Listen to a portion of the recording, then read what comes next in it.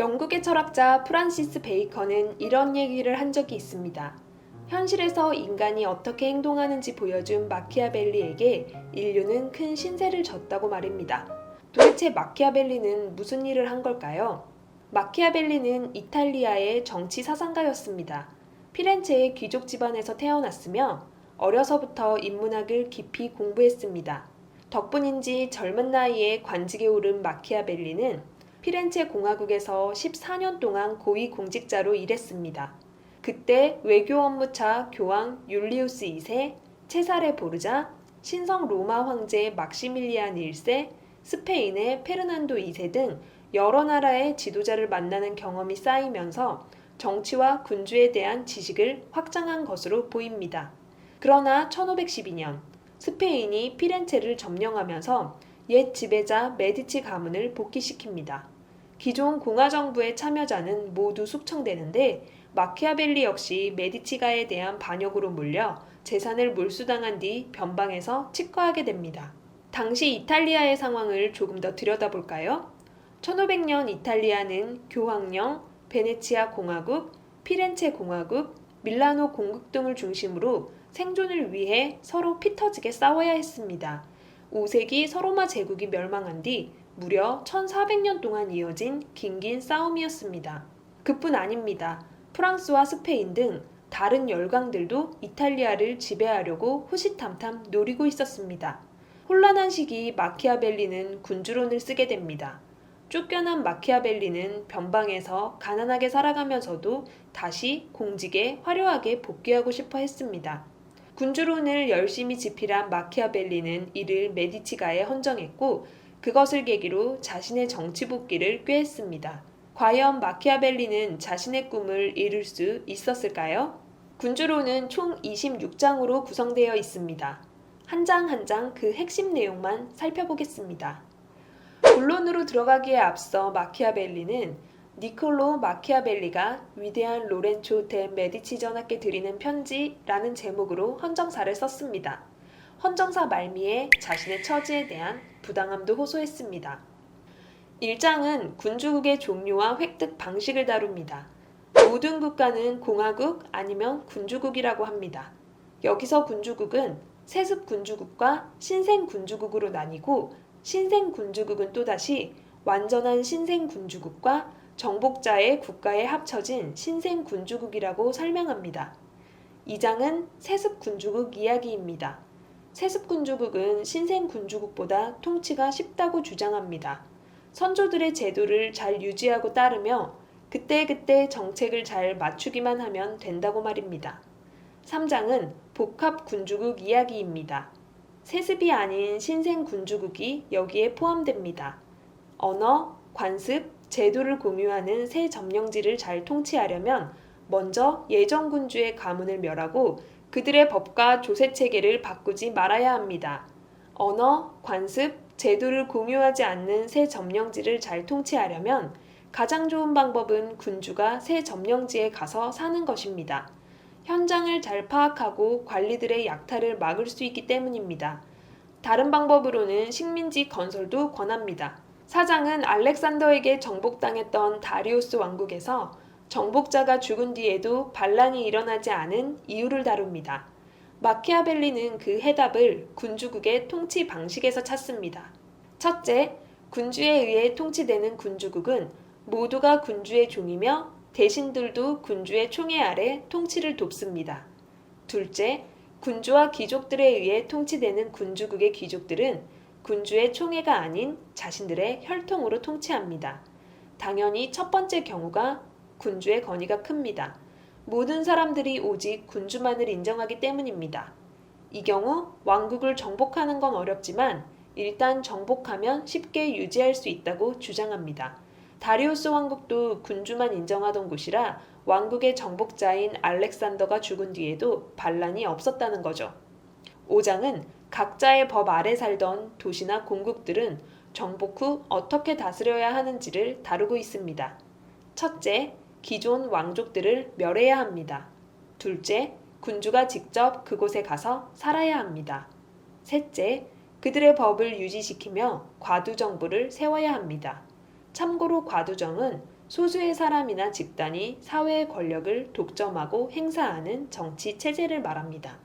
6장은 군주가 자신의 무력이나 능력으로 얻은 신생 군주국을 다룹니다. 군주가 자신의 재능에 의지하고 힘을 사용할 수 있다면 큰 위험에 처하는 일이 거의 없다고 주장합니다. 예시로 모세, 키루스, 로물루스, 테세우스를 듭니다. 7장은 다른 사람의 무력과 운으로 얻은 신생 군주국을 다룹니다. 운으로 군주가 되거나 병사를 사서 군주가 된 경우는 자신을 세운 다른 사람들이나 운에 의지하게 되는데 이 두 가지가 모두 변덕스럽고 불안정하다고 합니다. 이런 군주는 강한 뿌리와 가지가 없어서 역경이 찾아오자마자 파괴될 거라 예언합니다. 8장은 악행으로 권력에 오른 군주를 다룹니다. 수많은 악행을 행하고도 자리를 지킨 아가토클레스와 군주가 된 지 1년 만에 살해된 올리베르토를 비교합니다. 어쨌거나 8장에서 마키아벨리가 가장 강조하는 것은 군주는 사람들에게 한 번 해를 가해야지 반복하면 안 된다입니다. 9장은 시민 군주국을 다룹니다. 평민이 귀족이나 인민의 도움으로 군주가 되는 것이 해당합니다.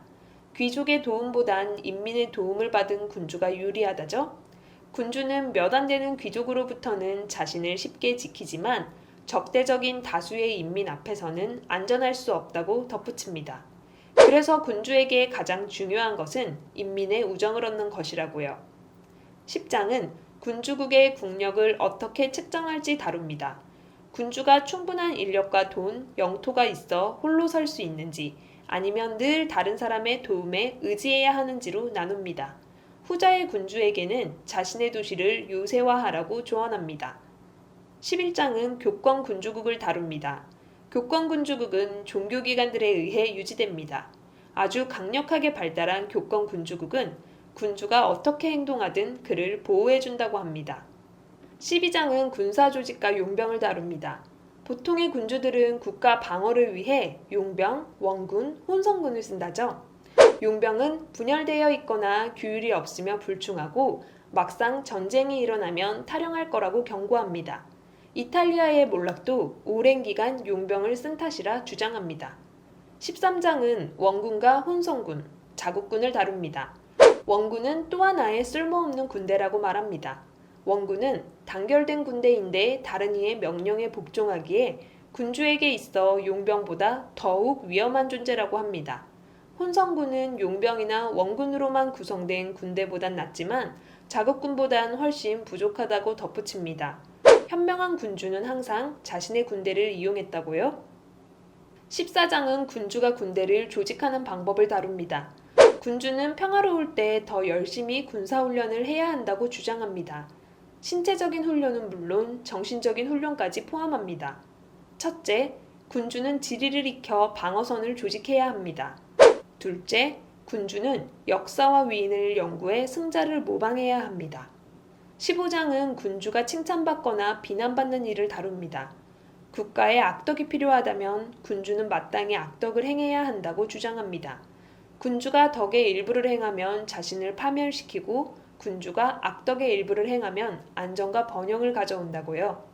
16장은 군주의 후함과 인색함을 다룹니다. 현명한 군주라면 인색하게 불리는 건 신경 쓰지 말아야 한다죠. 인민에게 짐을 더 지우지 않고 현재의 세입으로 유지하는 군주는 궁극적으로 후한 사람으로 인식될 거라는 주장입니다. 17장은 군주의 잔인함과 자비, 사랑받는 것과 두려움을 다룹니다. 군주는 잔인함보다는 자비를 추구해야 하지만 지나친 자비는 되레 화로 이어질 수 있습니다. 두려운 군주가 되어야 하지만 미움까지 받는 건 안 됩니다. 시민의 재산이나 여인을 탐하지 않으면 그 미움을 피할 수 있다고 조언하죠. 18장은 군주의 약속을 다룹니다. 군주는 함정을 알아채기 위해서는 여우가 되고 늑대를 겁주기 위해서는 사자가 되어야 한다는 주장입니다. 궁극적인 조언은 군주의 약속이 불리한 상황에 놓일 때 굳이 그 약속을 지키지 말고 유연하게 대처하라는 겁니다. 19장은 군주가 경멸과 미움을 피해야 함을 다룹니다. 미움을 피하기 위해선 시민들의 재산과 부녀자를 뺏지 않으면 됩니다. 경멸을 피하기 위해선 변덕, 경박, 유약, 비겁, 우유부단하다는 평판을 피하고 당당함, 용맹, 진지함, 강함을 보이는 것입니다. 20장은 유세와 당시 군주들의 다른 방편의 유용성을 다룹니다. 군주에게 있어 최고의 요새는 인민의 미움을 피하는 것이라 강조합니다. 21장은 군주가 명예를 얻는 법을 다룹니다. 군주는 자신이 가진 능력의 증거를 보여주고 모든 일에서 뛰어난 사람이라는 평판을 얻어야 합니다. 언제든 중립보다는 어느 한편을 주저없이 지지해야 합니다.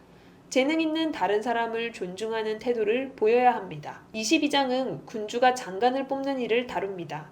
훌륭한 장관을 뽑는지 아닌지는 군주의 현명함에 좌우됩니다.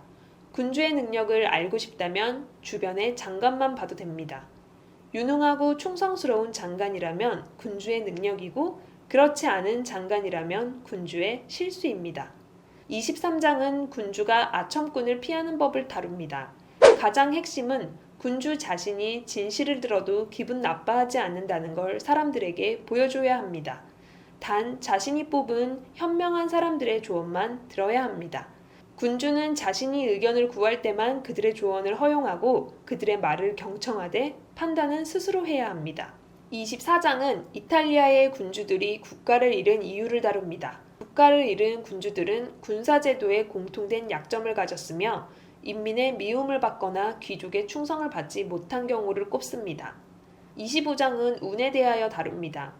정책을 시대와 조화시킨 군주는 흥하고 시대의 요구와 충돌한 군주는 패한다고 믿습니다. 시대와 상황에 따라 대응한다면 운을 지킬 수 있다고 합니다. 여기서 운을 여성에 비유한 조금 당황스러운 주장도 이어집니다. 운은 여자이고 여자는 때리고 강압해야 복종시킬 수 있다는 거죠. 운은 여자라서 항상 젊은 남자를 좋아하는데 젊은 남자들은 덜 신중해서 여자를 잘 부린다고 합니다. 26장은 이탈리아를 해방하기 위한 권고를 다룹니다. 메디치가에서 이탈리아를 구원해야 한다는 점을 강조합니다. 군주론은 26장을 끝으로 마무리됩니다. 마키아벨리는 군주론으로 공직에 복귀할 수 있었을까요? 로렌초 데 메디치는 군주론을 읽지도 않았다는 얘기가 있습니다. 1526년 긴 기다림 끝에 마키아벨리는 공직에 복귀합니다. 그가 복귀할 수 있었던 진짜 이유는 피렌체 외교에 그의 명석한 두뇌가 필요했기 때문이라고 합니다. 하지만 1527년 5월 공화정이 부활하면서 메디치의 하수인으로 여겨져 모든 걸 잃게 됩니다. 마키아벨리는 그해 6월 갑자기 생을 마감했습니다. 오늘 준비한 내용은 여기까지입니다. 내용이 흥미로우셨다면 구독과 좋아요, 알림 설정 부탁드립니다.